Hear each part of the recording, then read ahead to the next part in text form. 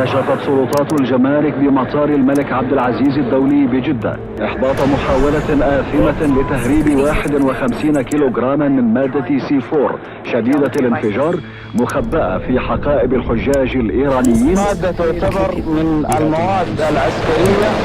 الهدف من دخول المتفجرات إلى المملكة أن نحافظ على مصالح إيران في الخارج.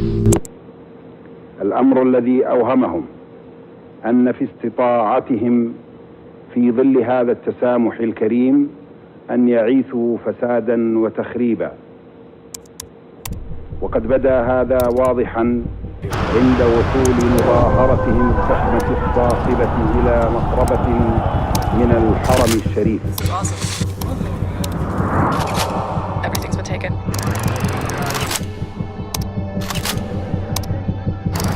They're cleaning up the very stuff that I need.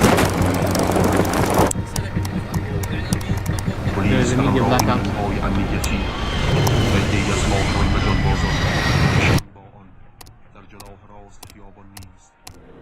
وكرر قادتهم الأمر بعدم التراجع مهما أدى الأمر إلى تضحيات. هلموا باتجاه الحرم ولا تأخذكم في الله لومة أولا ليكن واضحا أن قوات الأمن كانت في أشد حالات الثبات والاستبسال ورباطة الجأش. لقد سيطرت سيطرة تامة على المظاهرة ودفعوا بها إلى الخلف بشكل يدعو إلى الإعجاب.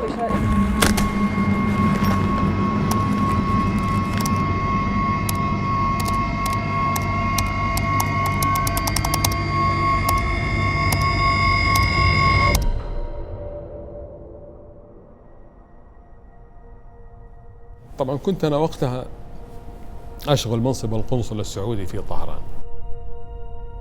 فكنا انتهينا من منح التأشيرات الكاملة للحجاج الإيرانيين عشرات الآلاف.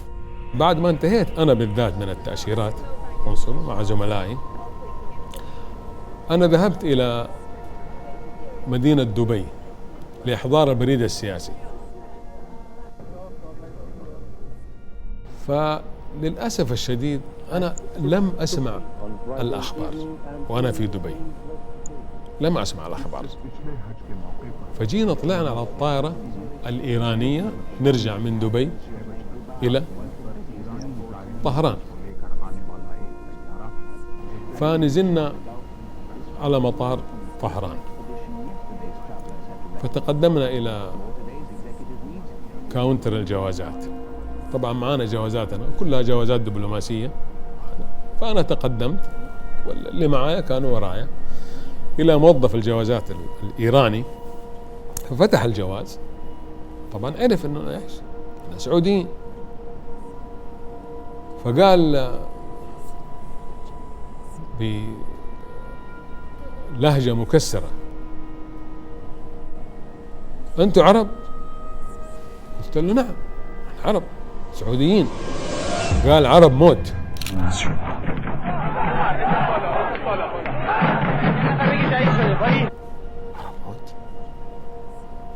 المهم قال الكلمة هذه وقال لنا انتظروا عند الجدار هذا كلنا. بعد نص ساعة حضر الشخص هذا معاه 3 أشخاص، فقالوا اتبعونا. أنا دحين البريد السياسي في يدي شايله، في الحقيقة خايف عليه. فتبعناهم إلى صالة العفش، قالوا: فين عفشكم؟ طلعوه. فطلعنا عفشنا، وبغفلة منهم فتحت واحدة من الشنط ودسيت البريد السياسي فيها وقفلتها. في تلفون عملة في الصالة، فحاولت اتصل بالقائم بالأعمال أقول له: ترى إحنا يعني في وضع يعني غريب في المطار، ناس إحنا الوحيدين. فقبل لا اتصل جاء واحد ضرب يدي فطاحت السماعة، دفعني بعيد عن الهاتف. فأنا تأكدت إنه في الموضوع موضوع.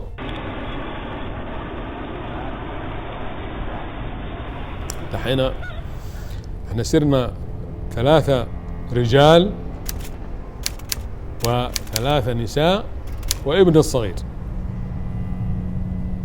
فدخلنا على صالة فيها حوالي 20 أو 25 كرسي. قالوا استنوا هنا. جينا نقعد على الكراسي، قالوا لا تقعد على الكراسي، اقعدوا في الأرض في البلاط. قعدنا في البلاط.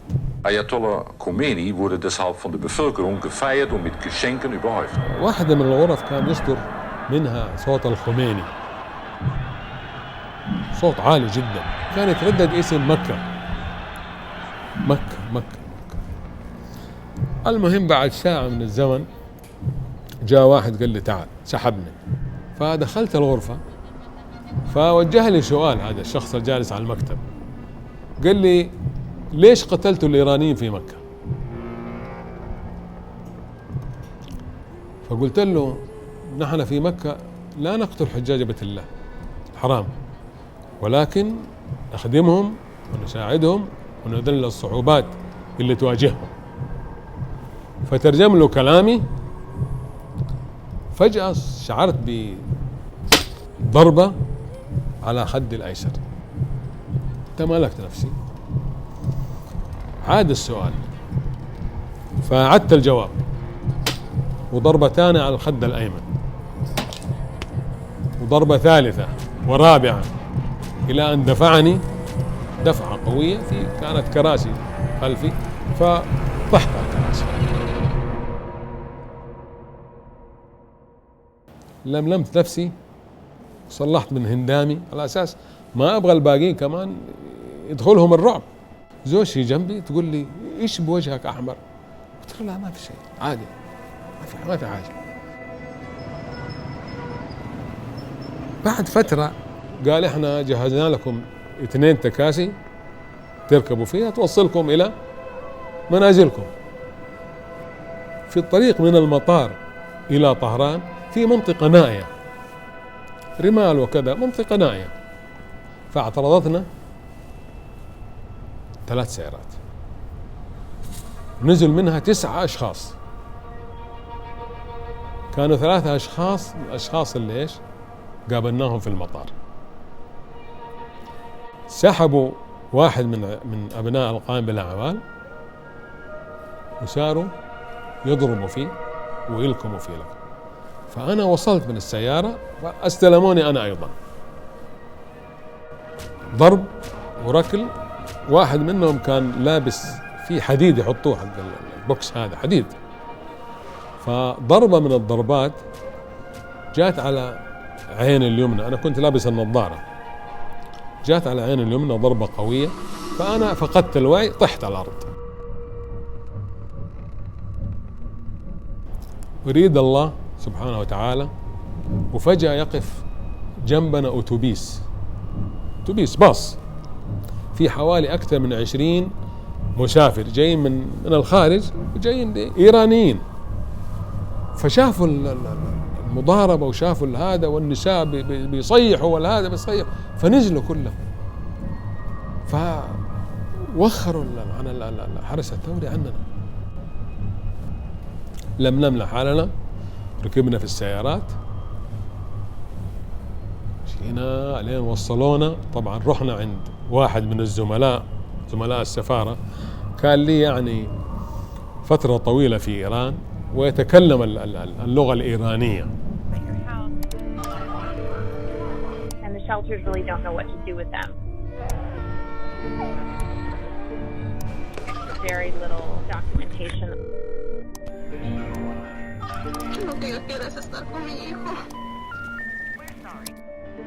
الحرس الثوري منتشر ويبغى بس يمسكوا واحد سعودي يبغى يقبضوا عليه خارج.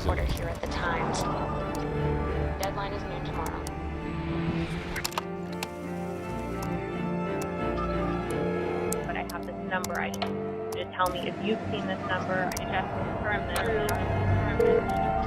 I just got another person at DHS to confirm this. أنا بمجرد ما وصلت المستشفى قلت لي هذا الشخص الموظف العراقي الشهم، قلت له بسرعة رجع زوجتي عند النساء في بيت زميلنا، بسرعة لا توقف. دخلت الدكتور قال ما عندنا وقت، بسرعة أدخل الغرفة. دخلنا الغرفة، جلست الممرضة تأخذ قياس الضغط عندي، خلاص بسوي العملية بسرعة. ما مرت يمكن 10 دقائق ولا باب الغرفة يفتح بقوة بالرجل، يدخلوا 4 أشخاص مسلحين بالرشاشات. أول أمر قاموا فيه مسكوا الدكتور هذا وضربوه ضرب، والله الدم صار يسيل من جميع أنحاء جسمه. أنا دحين خفت على زوجتي يكونوا مسكوها برا، فكل تفكيري في زوجتي. صاروا يتكلموا، أنا والله ماني سامع كلامه، في عالم تاني، في عالم آخر. مرت تقريبا أكثر من 20 دقيقة هم يتكلموا ويمسكوا ويدفعوا. هذا فجأة دخل مين؟ الموظف العراقي. فأنا لما شفته قلت في صوت متقطع: يا فلان فين زوجتي؟ قال لي لا تقلق. وصلتها ودخلت عند النساء. قلت الحمد لله رب العالمين. الآن اللي في يدكم سووه، احنا فدا الوطن وفدا المليك وفدا الدين، اللي في يدكم سووه، احنا هنا. فوجه الرشاش علي، قال لي تقوم ولا أقتلك في مكانك.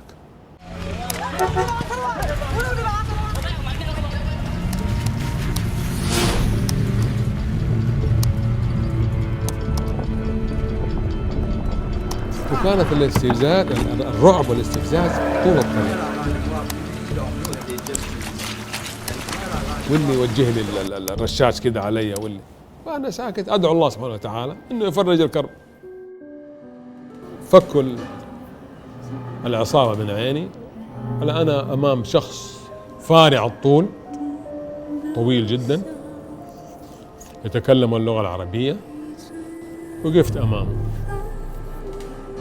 فبدأ يسأل نفس الأسئلة: ليش قتلتوا الإيرانيين في مكة؟ وبدأت أجيب نفس الجواب: نحن لا نقتل ضيوف الرحمن، نحن نساعدهم. وبدأ الضرب مرة ثانية. أنا يعني تقريبا ولفت على الضرب، خلاص تبلدت أحاسيسي، الكفوف والهذا صرت لا تهمني في شيء. بعد يمكن 6 أو 7 دقائق كلم واحد من أعوانه، جاء سحبني ودوني للصالون، قد هذا الصالون تقريبا. الجدر اللي على الصالون هناك من الكونكريت، الخرسانة، وعليه خط أحمر. سحبني الرجل، وجهني، حط ظهري على الخط الأحمر، وراح الجهة الثانية وصار ينشن بإيش؟ في الرشاش. قلت هذا الموت، الإعدام. ولكن يعني قررت إنه ما يأخذ كلمة واحدة مني تشفي غليله. وقتها الساعة 12 في الليل، منتصف الليل. أنا دحين لا أعلم إيش اللي ساير برا، ما عندي علم.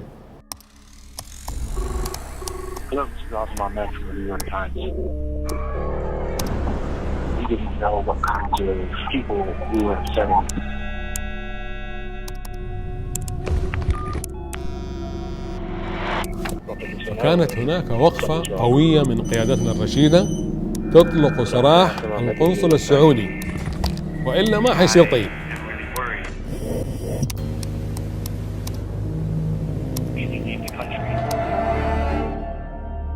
هم اضطروا يطلبوا القائم بالأعمال الإيراني والقنصل الإيراني في الرياض. فالقيادة السعودية قالت خبروهم تبغوا القائم بالأعمال حقكم والقنصل، القائم بالأعمال السعودي والقنصل السعودي يسافروا ويصلوا المملكة، بعدين دولك يجوا. اضطر غصبا عنهم يوافقوا. فبدأوا ينفعلوا الإيرانيين. أنا طبعا أنا ما كنت موجود، ولكن علمت أن الحرس الثوري طبعا بعدة آلاف هجموا على السفارة السعودية وحرقوا السيارات وكسروا الأبواب ودخلوا إلى السفارة، عبثوا بمحتوياتها، أوراقها وأمورها. طبعا كان في السفارة 4 من زملائنا، ف3 منهم تمكنوا من النزول إلى القبو وقفلوا الباب. الآخر لم يستطع، مسكين كان في نصف الدرج فاضطر يطلع إلى السطح، وهو زميل مساعد الغامدي رحمة الله عليه. يعني.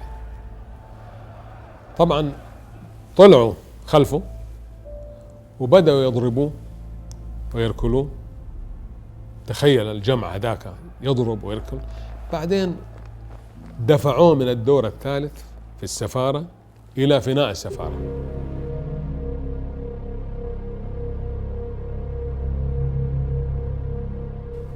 المملكة العربية السعودية عرضت إرسال طائرة طبية لنقله إلى السعودية في أسرع وقت. بلغت السفارة الإيرانيين، وكالعادة المماطلة الشديدة. طيب نعم بكرة غدا كذا، ماطلوا أيام والرجل يعني الرجل في المستشفى في حالة خطيرة، إلى أن أخيرا وافقوا، ولكن بعد فوات الأوان، بعد ما توفى الرجل رحمة الله عليه. فالطائرة القادمة نقلت جثمان الرجل بدل أن تنقل الرجل يتعالج في المملكة السعودية. ولقد تم إدخال 313 مريض إيراني في الأحداث المؤسفة الأخيرة، وتم علاج حوالي 300 وخرجوا متحسنين وسلموا إلى البعثة الطبية الإيرانية. بعد ما نقلناهم من السراير على التروليات ورتبناهم على أساس ننزلهم ونوفر لهم الراحة التامة، التفت لي واحد منهم وقال لي هنشوفكم في الحج الثاني بكل مرارة وكل قسوة. حصلت مفاجأة من واحد مريض إيراني، يعني بدل ما يشكرنا على المجهودات اللي كنا بنبذلها واللي هي هدفها أساسا راحة المريض، راح تفف على الشعار اللي هو شعار وزارة الصحة بعد كل المجهودات اللي بذلت عشان إسعافهم. طبعا أنت عارف أنه إيران الآن بهذا النظام انكشفت أمام العالم أجمع، شوف إيران استفزازاتها وأمورها وتدخلاتها، يعني نظام لا يلتزم ولا يراعي أعراف دولية ولا تقاليد إسلامية، أيضا يتصرف بجنون. المملكة العربية السعودية أهم مرتكزات السياسة الخارجية في المملكة العربية السعودية هو عدم التدخل في شؤون الدول الداخلية، وبالتالي عدم السماح لكائن من كان أن يتدخل في شؤون المملكة الداخلية. هذا خط أحمر، وقادتنا حفظهم الله الكل يعرف لديهم الكثير من الحكمة والصبر، يعرفون متى تبنى العلاقات الدبلوماسية مع الدول ومتى تقطع. يسعدني كثيرا أن أقف أمامكم اليوم وبلادي التي شرفها الله عز وجل بخدمة الحرمين الشريفين تحتفل بيومها الوطني، وهي تنظر إلى ماضيها باعتزاز وتعمل لمستقبلها بطموح. أحمل إليكم رسالة دولة جعلت الإنسان أولاً، واتخذت التنمية أسلوباً، وخلقت الفرص بشراكاتها المثمرة مع أصدقائها حول العالم. تساهم بلادي اليوم في إحلال السلام وإرساء الأمن والاستقرار في المنطقة والعالم. يواجه مجتمعنا اليوم أحد أكثر التحديات التي تهدد أمنه واستقراره، متمثلاً في خطر الإرهاب الذي يضرب بأطنابه أرجاء العالم في تحد صارخ لكل القوانين والقيم الإنسانية. إن بلادي تقف بكل حزم في مواجهة التطرف والإرهاب بكل أشكاله وصوره وأي كان مصدره.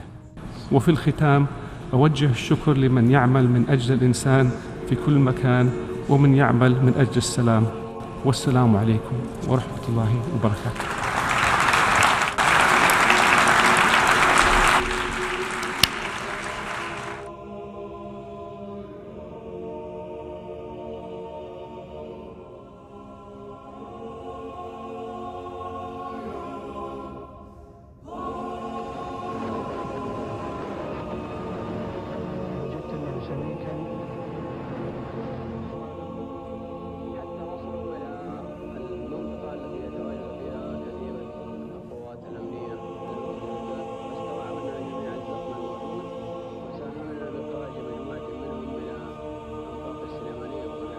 أنت أديت القسم إنك تخدم دينك ومليكك ووطنك بكل ما أوتيت من قوة وتفديه بروحك ودمك.